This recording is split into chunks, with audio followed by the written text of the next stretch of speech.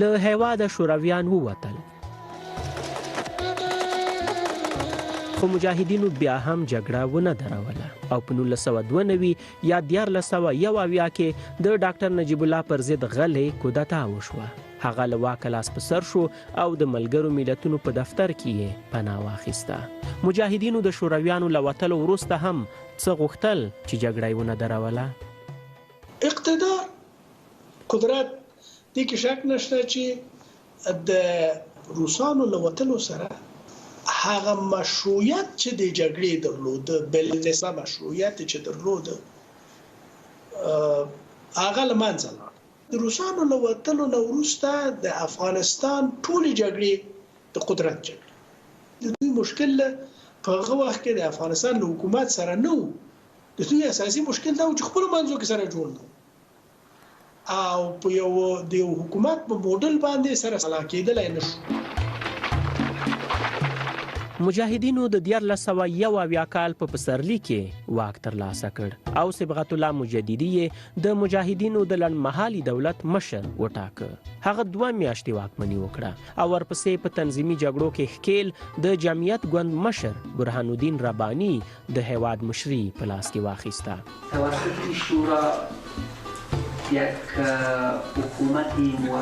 ټاکل شوې داسې وه چې دی به تر 6 میاشتنۍ واکمنۍ وروسته ټاکنو ته لار برابروي، خو هغه د تنظیمونو ترمنځ جوړجاړی ونه شو کړی او د مجاهدینو خپلمنځي جګړو زور واخیست. دوی د طالبانو پر ضد جنګېدل، خو طالبانو مات کړل او د افغانستان ډیره برخه یې ونیوله. طالبان ته نصرت ورکړي. د 1975 کال د تلې پر 8 طالبان کابل ته ننوتل.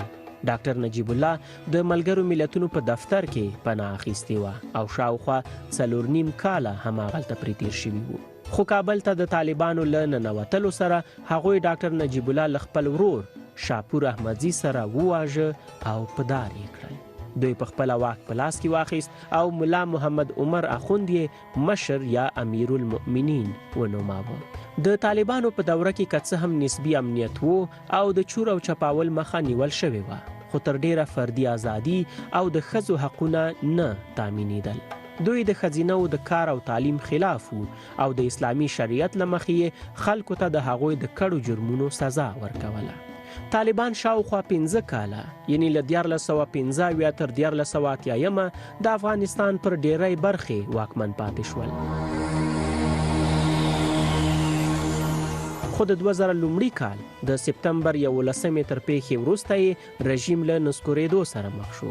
امریکا په نیویارک کې د سوداګریزو مرکزونو د برید تر شا د القاعدې لاس یاد کړ او له طالبانو یې وغوښتل چې د دې شبکې مشر اسامه بن لادن چې هغه مهال افغانستان کې و وروسپاري، خو طالبانو انکار وکړ. هماغه و چې د امریکا په مشرۍ ائتلاف پر افغانستان برید وکړ. د شمالي ټلوالې او د ځینو پخوانیو مجاهدینو او تنظیمي ډلو په ملاتړ یې د طالبانو رژیم له منځه یووړ. له دې سره افغانستان له تاریخي پلوه یوه نوي پړاو ته ورننوت او تر پخواني شوروي اتحاد وروسته امریکا د افغانستان په سیاست کې نیغ په نیغه ښکېله شوه. په 2000 یعنی د 1980 کال د لیندۍ پر 28 د بون تر تړون وروسته حامد کرزی د افغانستان د انتقالي ادارې د مشر په توګه وټاکل شو. ورپسې د 1981 کال په غبرګولي کې د لوی جرګې له لوري د 2 نورو کلونو لپاره د لنډمهالې ادارې مشر شو. د 1983 یا 2004 کال په ولسمشریزو ټاکنو کې هم بری خپل کړ او د خلکو پر رایه ټاکل شوی لومړنی افغان ولسمشر شو. د 1980 کال ولسمشریزې ټاکنې هم وګټلې او ټول ټال 14 کاله پر افغانستان واکمن پاتې شو. د ښاغلي کرزي دوره داسې یو مهال و چې افغانستان د امریکا، نړیوالې ټولنې او د بیلابیلو نورو مرستندویه بنسټونو په مرستو بیرته په راپورته کېدو شو. په تعلیمي، اقتصادي، سیاسي او د زیربناو د بیا رغونې په برخه کې پراخ کارونه وشول. خو د نظر خاوندان وایي که مرسته شوې پیسې سمې لګول شوې وای، فساد نه وای پکې شوی او ښاغلي کرزي د افغانستان په جګړه کې د ښکېلو نورو تنظیمونو غوندې طالبان هم په واک کې شریک کړي وای، نو اوس به افغانستان هوسا و. د بن کنفرانس کله جوړیږي هلته درې ډلو ته واک ورکړل شو او کومه ډله چې په افغانستان کې ډیره مهمه وه او هغه وخت کې تقریبا د افغانستان 98% خاوره د دې په ولکه کې و هغه د طالبانو شتون. طالبان باید نادیده نه ونیول شي. طالبان باید په دغه د بن په کنفرانس کې چې فرضاً یو شمېر داسې ډلې وي چې هغوی خپل منځي جګړه کې په لسګونو زره افغانان ووژل او د دغو غمیزو استازي چې په بن کنفرانس کې کېناستېدل نو باید د طالبانو استازي ناست وای. خو له بده مرغه چې طالبان له پامه وغورځول. د حمید کرزي د وروستۍ 15 کلنې دورې پای 1992 یا 2014 کال و.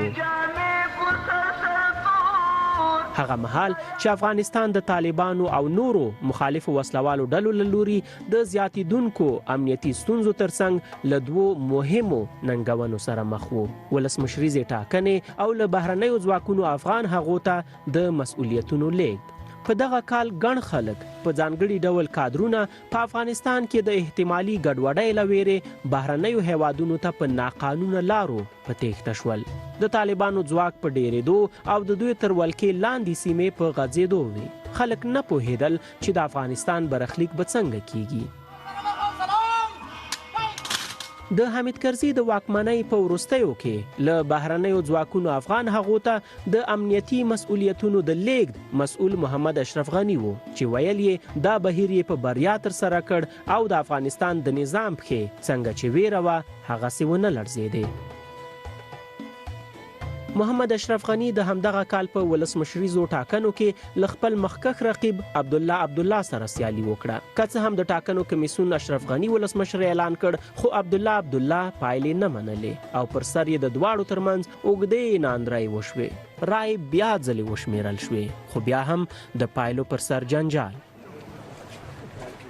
بالاخره د امریکا د هغه مهال د بهرنیو چارو وزیر جان کیری په منځګړیتوب د دواړو ترمنځ د ملي یووالي حکومت رامنځته شو او حمید کرزي په سوله ییزه توګه د واک واګي محمد اشرف غني ته وسپارل. جناب رئیس صاحب اجازه است.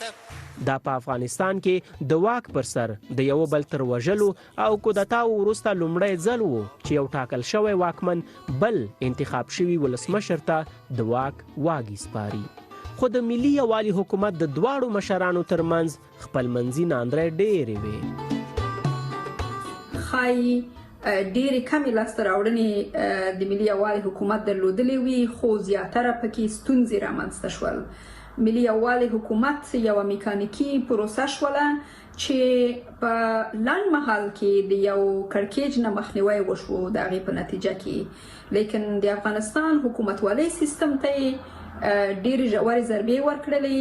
اول دا چې دواړو ګروپونو چې سره یو ځای شوي وو د دوی ترمنځ کمپایني د انتخابات یا د ټولټاکنو کمپایني روحیه تر ډېر وخته پورې ژوندی وساتل شو او رقابتونه او تضادونه د دې دواړو ګروپونو ترمنځ د افغانستان ملي پروګرامونو ته زیان او ضربه ورکړله.